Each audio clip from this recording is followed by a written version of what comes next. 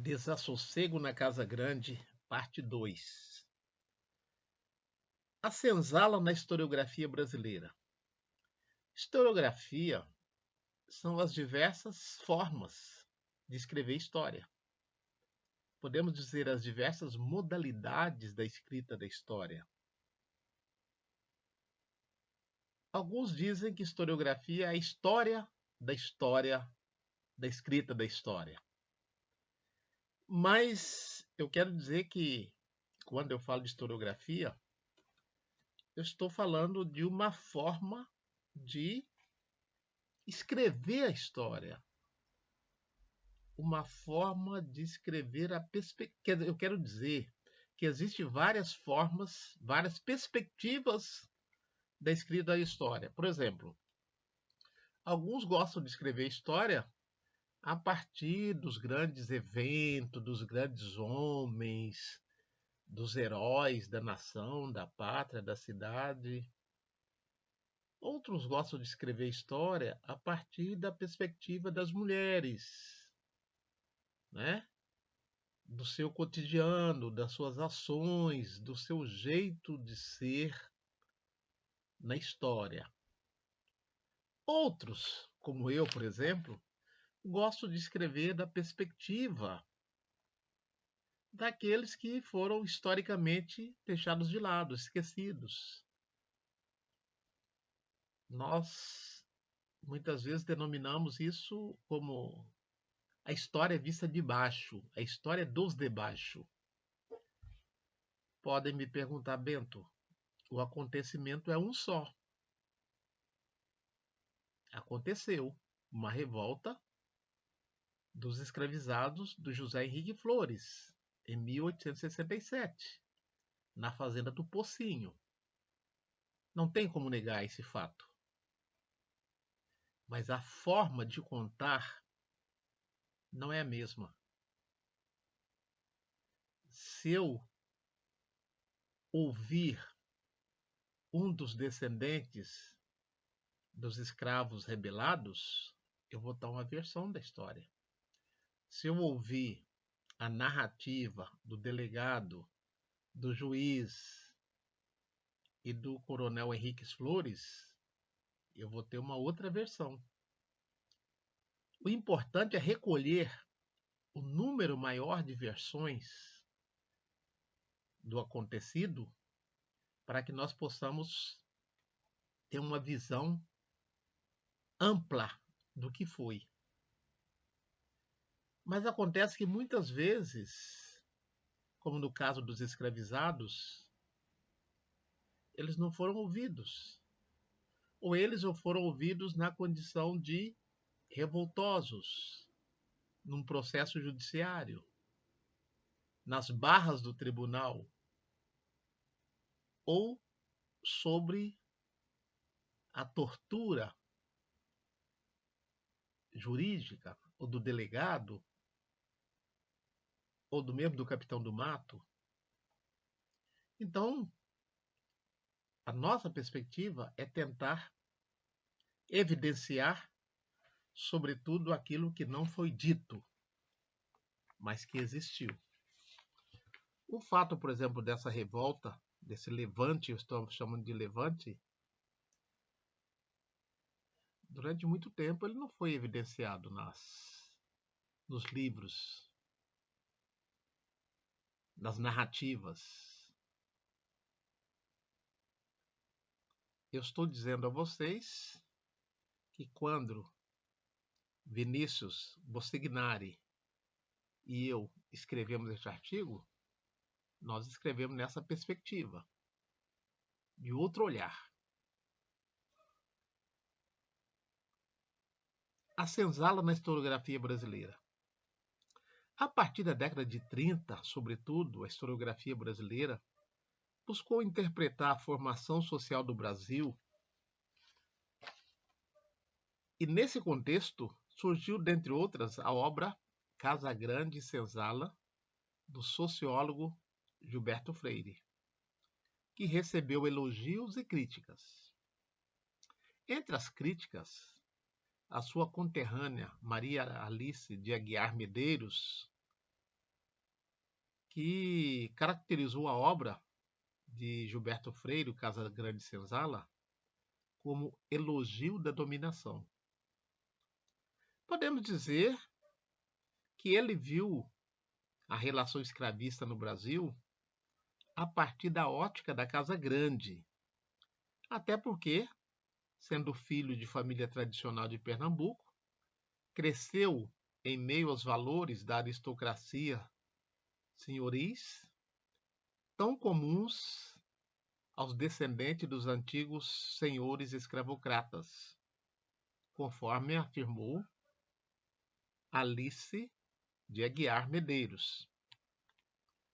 Em nossa opinião, o que se depreende da obra de Freire é que a senzala era a extensão da Casa Grande. A obra sugere uma escravidão paternalista, o que foi, de certa forma, o arcabouço para a construção de uma ideologia da democracia racial, qual seja, a afirmação de que, malgrado a violência, teria havido, entre aspas, uma harmonia nas relações raciais no decorrer do período da escravidão. A miscigenação seria o fruto dessa relação. Tese essa veementemente contestada por Florestan Fernandes, entre outros, da denominada Escola Sociológica de São Paulo, nas décadas de 50 e 60 do século XX, do século passado. Bem como foi contestado pelo movimento social negro e por intelectuais como Clóvis Moura, Décio Freitas, Beatriz Nascimento, Abdias do Nascimento, entre outros.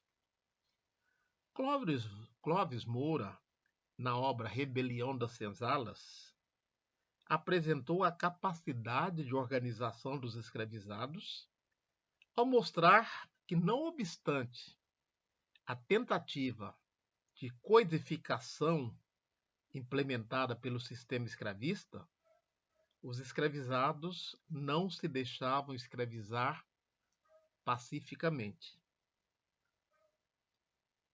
Quando nós falamos em codificação dos escravizados, é que na época os escravizados eram tratados como coisas, como peças. Mas eles não se deixaram se coisificar, é isso que nós temos que dizer. Numa perspectiva semelhante, Ricardo de Figueiredo Pirola, na ótica da história social da escravidão, investigou um plano de insurreição em Campinas, formulado no ano de 1832. Nessa obra, é possível acompanhar as trajetórias dos conspiradores, entre aspas, bem como o aspecto do cotidiano dos envolvidos. Assim como Pirola, Robert Sloane nos apresenta a possibilidade da construção de família escrava, desconstruindo, mais uma vez, a ideia da impossibilidade da existência de família escrava, devido à violência da escravidão. Malgrado a violência da escravidão, os escravizados constituíram laços de pertencimentos, laços familiares e laços de amizades. Florentino e Góes corroboram a tese da existência familiar entre os escravizados, embora acenando para possibilidades dela proporcionar, entre aspas, uma paz na senzala. Inspirado no depoimento de Charles Ribeiroles, que nós já citamos, aquele que veio para o Brasil exilado, fugindo das guerras de Napoleão III. Então, ele disse que nas senzalas, jamais me deparei com uma flor. É que o negro não tem esperança nem recordações. Então, o Charles Riberoles diz o seguinte: assim como é impossível nascer uma flor na senzala, na concepção dele, seria impossível a constituição de família escrava. Robert Slaney provou o contrário. Ou seja, havia sim família escrava. É óbvio que a noção de família da qual estamos falando não foi uma mera cópia das famílias monogâmicas europeias, embora os colonizadores, sobretudo numa perspectiva religiosa, tenham tentado impor tal modelo tanto em África como na diáspora. A família da qual falamos vai além do sentido consanguíneo. São famílias formadas na diáspora. A categoria malungo, constituída nesse contexto, nos dá a dimensão dessa experiência. Malungo significava companheiro de viagem, companheiro de barco, irmão de viagem. Tais famílias, na maioria das vezes, poderia ser formada por uniões não sacramentadas pela igreja, famílias matrifocais, quando centrada na mãe e seus filhos, e também as formadas através de uniões consensuais entre os escravizados. Aquilo que depois as leis coloniais, as leis imperiais e mesmo as republicanas denominaram como amaziamento, porque eles viviam juntos, mas não estavam registrados nem no cartório, nem na Igreja Católica. E nós chamamos isso de uma família constituída na diversidade. Né? É um tipo de família, é um grupo de convivência, embora não nas formas legais estabelecidas. A construção de laços de pertencimento na diversidade viabilizou reivindicações e consciência no escravismo. O ocorrido na fazenda Santana, em Ilhéus, na Bahia, no ano de 1789, é emblemático. Os escravizados revoltados, na época se dizia levantados, por quase 2 anos, impuseram algumas condições ao proprietário, Manuel da Silva Ferreira. Vejamos o que esses escravizados em Levante exigiram do proprietário da fazenda. Abre aspas. Disseram eles no manifesto: meu senhor, nós queremos paz, não queremos guerra. Se meu senhor também quiser a nossa paz, há de ser nesta conformidade. Se quiser estar pelo que nós quisermos, a saber, em cada semana nos dá os dias de sexta e de sábado para trabalharmos para nós, não tirando um desses dias por causa de dia santo, para podermos viver, nos dar rede, tarrafa e canoa. Não nos há de obrigar a fazer camboas, nem a mariscar. E quando quiser fazer camboas e mariscar, mande os seus pretos minas. Na planta de mandioca, os homens queremos que só tenham de 2 mãos e meia e as mulheres de 2 mãos a tarefa de cana há de ser de 5 mãos e não de 6, e a das canas em cada feixe, os atuais festores não queremos faça a eleição de outros com a nossa aprovação. Fecha aspas. Veja, então essa foi uma revolta que aconteceu, né, na Bahia, em que os escravizados impunham ou impuseram algumas condições aos seus donos para que eles pudessem continuar trabalhando. Como, por exemplo, a redução da carga de trabalho, a concessão de dias em que eles pudessem trabalhar para produzir a subsistência deles. Então veja, isso nós chamamos da consciência do escravismo. Aqui eles não estavam necessariamente exigindo a liberdade. É verdade que eles queriam a liberdade, mas dentro das condições possíveis naquele momento, eles reivindicavam situações, entre aspas, dignas de trabalho, mesmo para escravizados. Então, a isso nós chamamos da consciência do escravismo.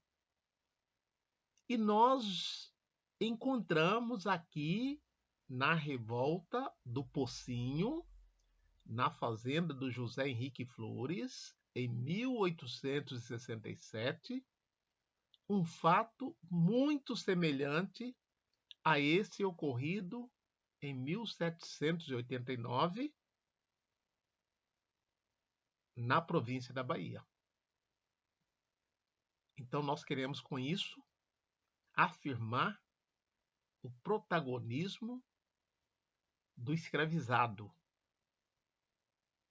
mesmo em condições adversas, eles procuraram, vamos dizer assim, negociar o possível.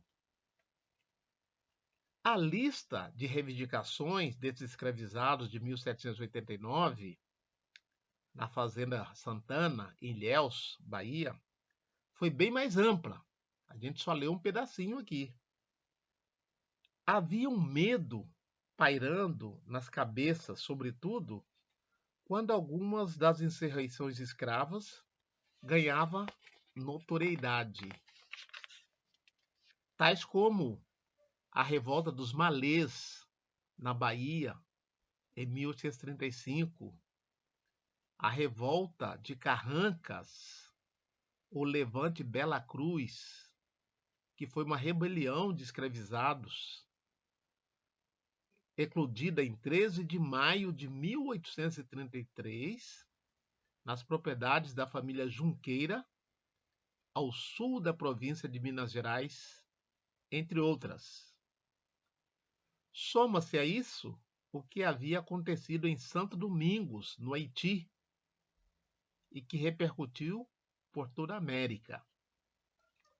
Então, nós estamos aqui dizendo que esses levantes, essas revoltas em diversas regiões das Américas e mesmo no Brasil, traziam um certo desassossego, uma certa insônia na Casa Grande.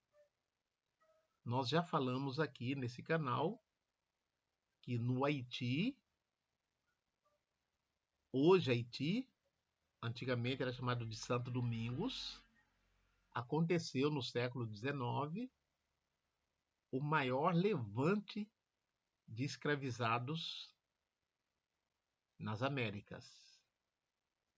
Os escravizados conseguiram, com a sua movimentação, acabar com a escravidão e proclamar uma república. Depois foram vencidos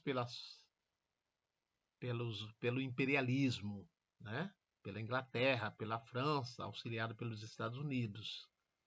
Mas essa experiência da revolta do Levante no Haiti lá no século XIX repercutiu aqui também.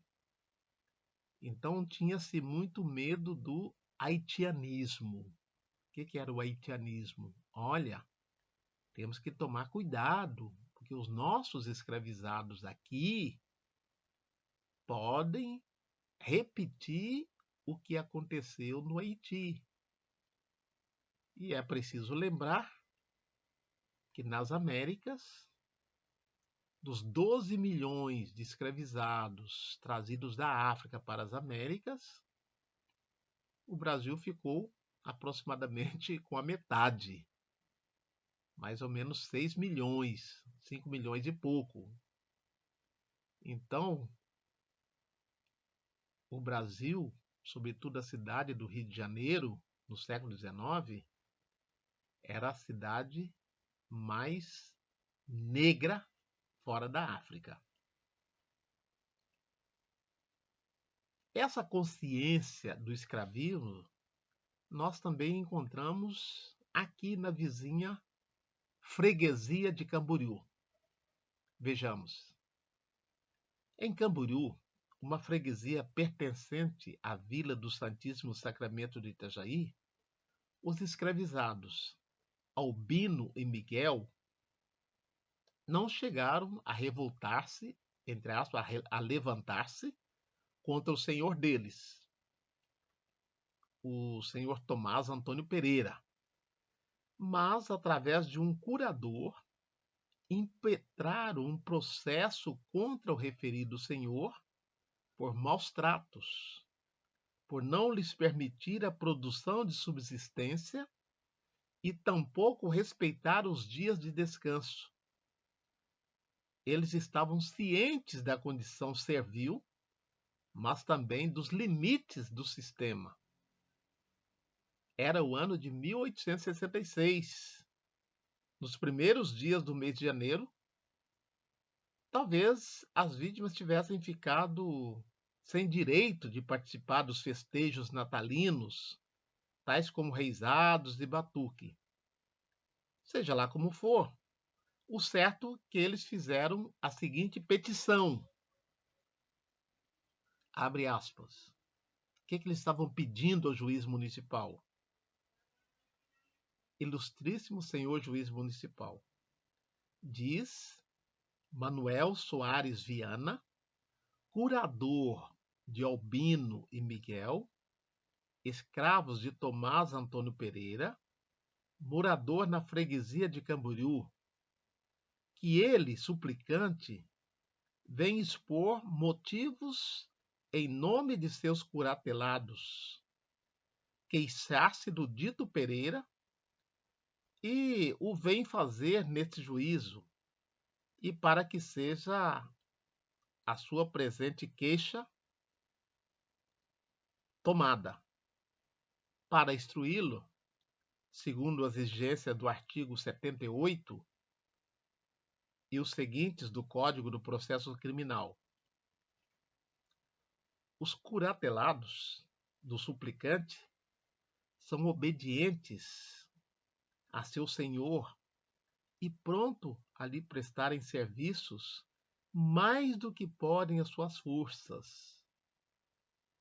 Em vez de serem tratados com humildade, humanidade pelo suplicado, são barbaramente maltratados e que não lhes dá o sustento nem vestuário necessário.